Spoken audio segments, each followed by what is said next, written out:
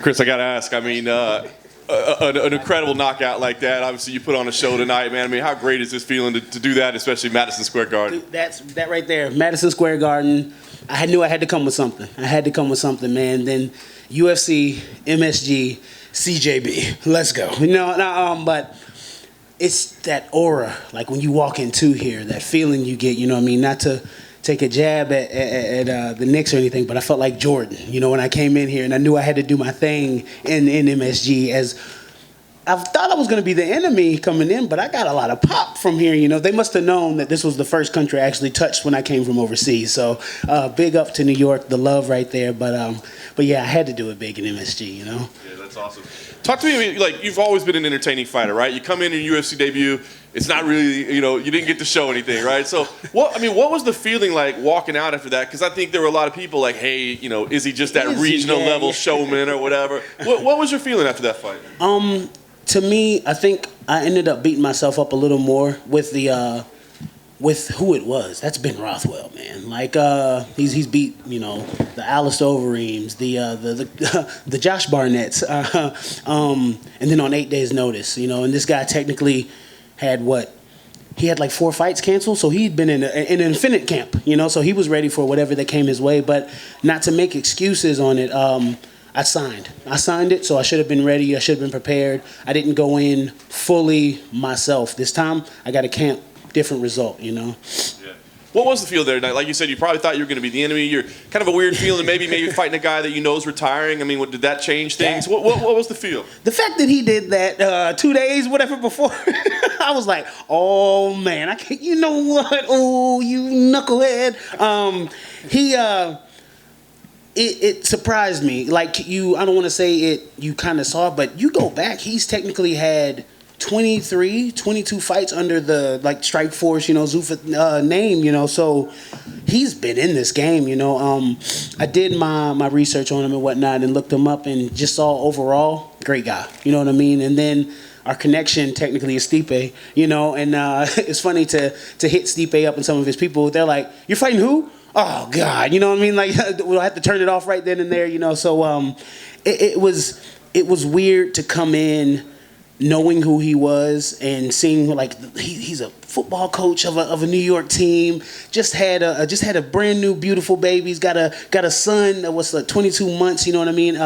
Great guy, man. Again, overall. So to me, the UFC is a brotherhood, sisterhood. We're all rivals, but at the end of the day, if you can't reach out and be like, hey, we're human. You know what I mean? Then what's the point of the sport? The kick, of course, the highlight. Something that you just threw in the moment, or was it something you'd been setting up that you knew was going to be there? It's weird. I just actually was talking to my head coach, Scott Barrett. We worked on a lot of movement, different things, this and that. That's a kick I've been throwing since state taekwondo when I was 8 years old. My pops actually won my first state championship in Georgia with the step spinning hook kick right to the head. To throw it in this magnitude, to feel my pops with me in that moment, because he recently had a stroke a while back, and that was my corner man. You know what I mean? That was my dude, because it was always that you want to do well for my pops. You know what I mean? Not to say that type A mentality with my dad. It's like, okay, yes sir, yes sir, yes sir.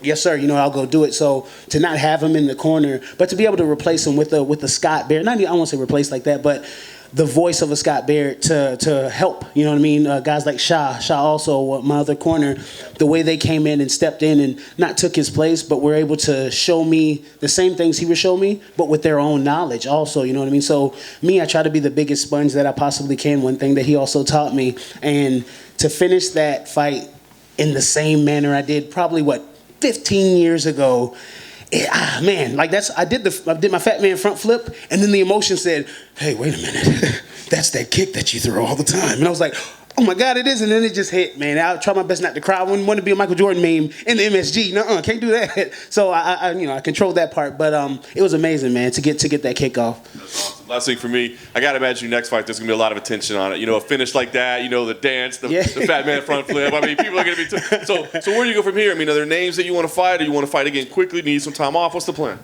I heard there's a fight next week. Was it the 13th? Hey, man, any of them heavyweights get hurt? Holla at your boy. I'm right here. You know what I mean? I came out unscathed. I'm ready to go. There was this Alan Crowder. That was one name that we had looked at first. You know what I mean? I don't want to. I want to, I knocked this guy out. Give me the top 10 now. Hey, we got to crawl before we can walk now. So, let me build myself up. Even working back, maybe even to a Ben Rothwell rematch, so I can prove to what I know I can do. Type thing. I actually fought Walt a long time ago. Unfair advantage. I was overweight. That's it. That was supersized me fighting Walt. So to give him a fair shot, back here, that'd be cool. Those names, never in a disrespectful manner, but just because I know these guys are fighters. You know what I mean? I know I get in there, they're gonna bring the best out of me. That's what I want.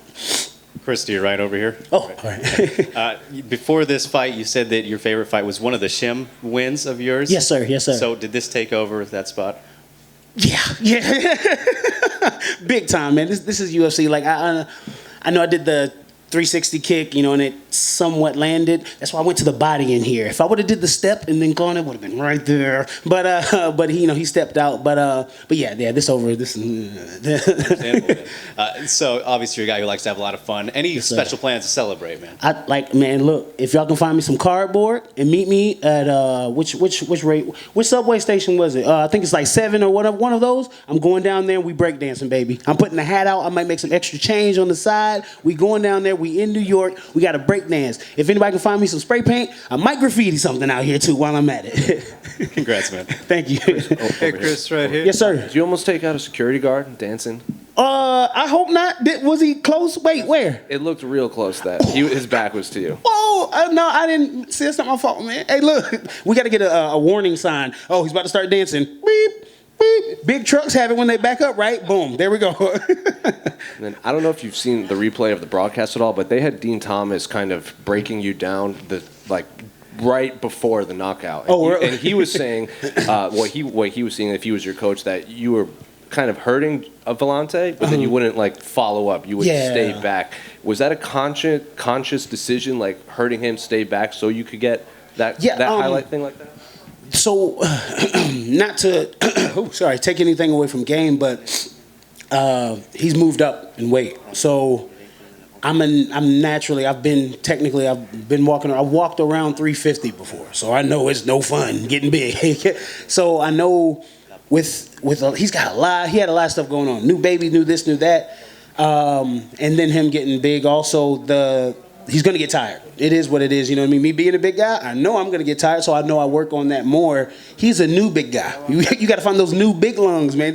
You got to go out there, and I think Walmart might have them in the back on clearance sometimes, but they're tough to find. Being the bigger guy, getting the lungs that you need. So we looked into that of tag, let him chase a little bit, let him gas himself out, kind of, because it was going to happen. You can train all you want. When you get in that cage, man, that your cardio, say you're at 100, before you even throw your first punch, sometimes that stuff goes down to 70, and you're like, wait, I did all this. I know I swam, I ran, I biked, and you're like, that's like, wait, okay, there's my breath. You know what I mean? And that happened to me that second round, and I noticed he didn't get that deep breath. He was still doing the.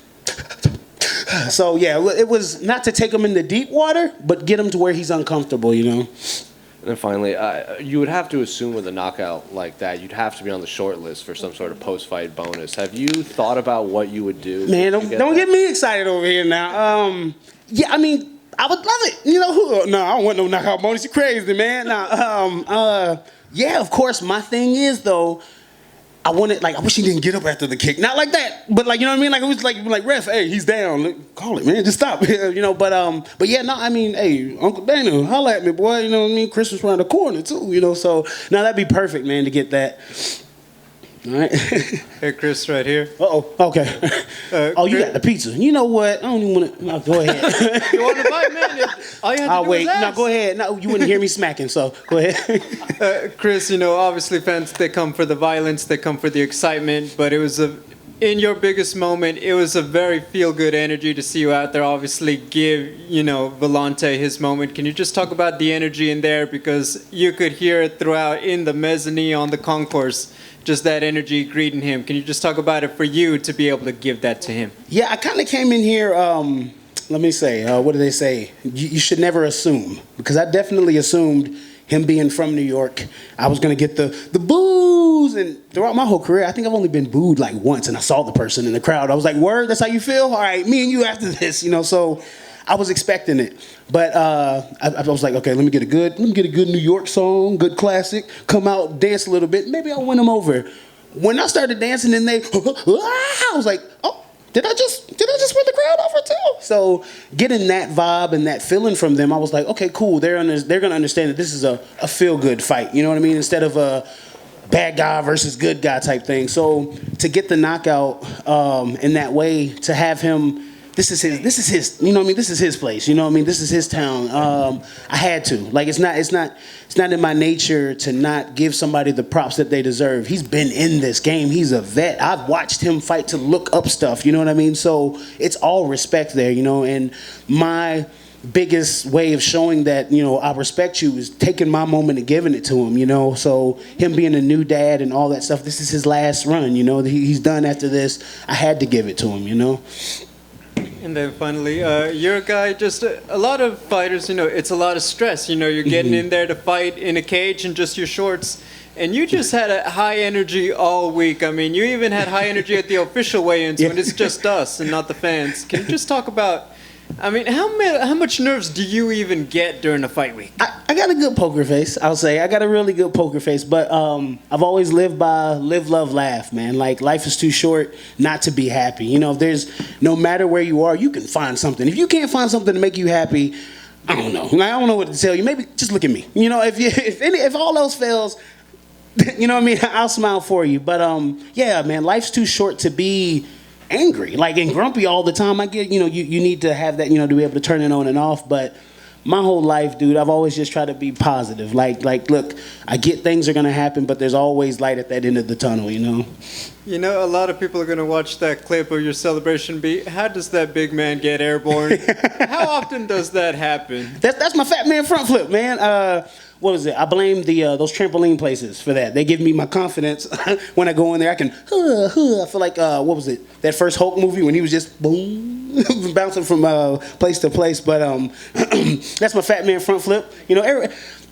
Everybody says they don't like to see big people do stuff. Yeah, right. Okay, that fat man front flip just probably inspired a whole bunch of people out there to do the fat man front flip, So, and next thing you know, you never know. It could be my next wrestling move. I'll be like, oh, the fat man front flip. Oh, So it's. I'm gonna keep it. I said I did want to land it on my feet. Wow. At this point, it's softer cushion right here, baby. It was a pleasure. Congrats. Thank you. I appreciate it. Hey, Beast Boy, just one question for you, man. Yes, sir. Hey, where do you learn the hip dexterity to be able to kick that way at your weight? Because that's excellent movement. That's Taekwondo from 4 years old up, and then a little bit of capoeira here and there, and then a lot of breakdancing and a lot of video games, to be honest with you. If I saw it in a video game, I was like, if they did it with the mocap suit, somebody actually had to do it. So let me go ahead and try it also, So, yeah, and then also mentally believing I'm only 170 pounds. You can say whatever you want. The scale can say whatever it wants. I'm 170, okay? So you can't tell me nothing past that. But, yeah, the hip dexterity and all that stuff, Taekwondo, capoeira, and just honestly believing that, hey, if he can do it, I can do it also. Something tells me next time you do the front flip in the octagon, you'll stick the landing, too. I don't know if I want to. I mean, for you, I will, all right? For you, I will, but if everybody else says fat man front flip, then I got to land on my butt. I'm sorry. Chris, quick question for you here. Good night. Where? Oh, okay. Hey, first question's first. Who had better hang time, you or Patrick Ewing? You know what? I'll give it to Pat Ewing. I ain't gonna say that in his building. This is his place. All kidding aside, though, man. Win number one in the UFC here in Madison Square Garden, where every superstar athlete has established their name. You've been well-traveled. You've faced a who's who. You've been around the globe. What does this mean to your career? What does this mean to you personally to pick up a win here at the house that never sleeps? What's crazy is this is just the beginning. This is just the beginning. I can promise you that right there. I was actually able to put in a great camp. I made it to that level to where I needed to train, fight, and be an actual fighter, and that's what I'm becoming. And what Scott and Sha have put in, for this whole camp and whatnot, this is just the beginning, man. Like, it feels so good to be almost reborn, to be reborn, but to be able to bring all your positives back with you. That's what I feel like right now. Now, that being said, you and John, great post-fight moment. That was definitely one of the feel-good moments of tonight, if not of this year. There was some stuff said between the two of you before that all went down. Are you care to share? Oh, in the cage? Right before you started talking on the mic, yes, sir. No, it was just me respecting him. I don't know if you, like, during the fight, just to show you how great of a guy he is, he saw me look at my glove, and the string was dangling, and he was like, hey, you want to get that cut? And I was like, no, let's go. Then I looked down and I was like, yeah, I might want to get a cut. And he goes, go ahead.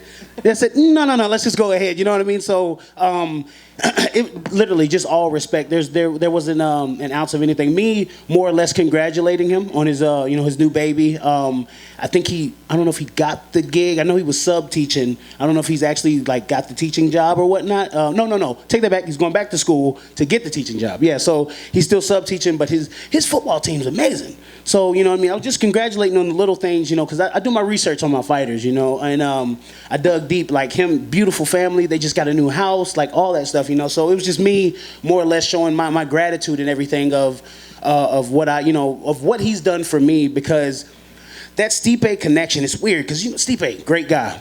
It just kind of coexists. Like, great people flock to great people, you know what I mean? It just happened to be two of his great people had to fight each other, which made it great, you know what I mean? So no bad blood, no nothing, I'll probably never have a mean, evil fight, even if somebody, oh, hey, Chris, I'll find a way to make them smile. I promise you, But it was just more or less just respect, what I mean? If he was right up there now, I'd tell him come in here, and speak, speak to y'all, because again, this is his last run, So I'm glad I got the victory and all, but I definitely had to let my man, get his words off also.